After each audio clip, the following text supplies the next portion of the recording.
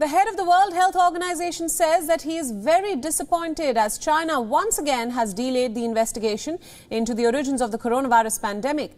An international team of 10 experts had to reach China for the probe. However, Beijing has denied them entry so far.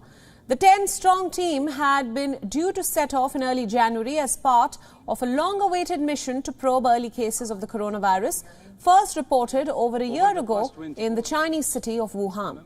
The pandemic has infected close to 82 million people globally, and the death toll is now nearing 1.9 million worldwide. However, Beijing officials have once again delayed an international effort to find the origins of the deadly virus. Over the past 24 hours, members of the international scientific team on COVID-19 virus origins began traveling from their home countries to China.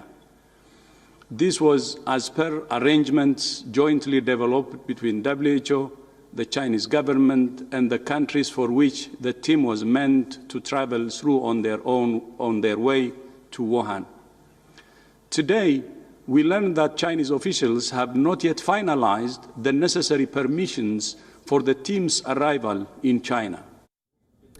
The mission was due to be led by Peter Ben Embarek, who is the WHO's top expert on animal diseases that cross the species barrier, that is. He had gone to China on a preliminary mission last July. 2 members of the international team had already set out on their journey to China. One has now turned back and the other is in transit in a third country. Emergencies Chief Mike Ryan said the same. This is frustrating, and as the Director General has said, this is disappointing. That disappointment has been expressed very clearly by Dr. Tedros directly to our counterparts in China, and we trust that in good faith we can solve these issues in the coming hours and recommence the deployment of the team as urgently as possible. China has dismissed criticism of its handling of early cases of coronavirus which emerged in late 2019, although some, including US President Donald Trump, has questioned Beijing's actions during the outbreak. China has also faced accusations of attempting to silence the whistleblowers and cracking down on citizen journalists to hide the true scale of the outbreak in Wuhan. Many countries have called for an independent probe into the matter. China has often pushed back aggressively, and it has led to a diplomatic standoff with Australia after Prime Minister Scott Morrison demanded a transparent investigation. The WHO has now called on Beijing to allow access on a priority.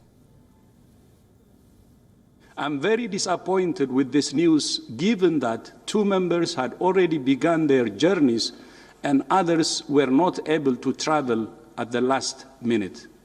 But I have been in contact with senior Chinese officials, and I have once again made it clear that the mission is a priority for WHO and the international team.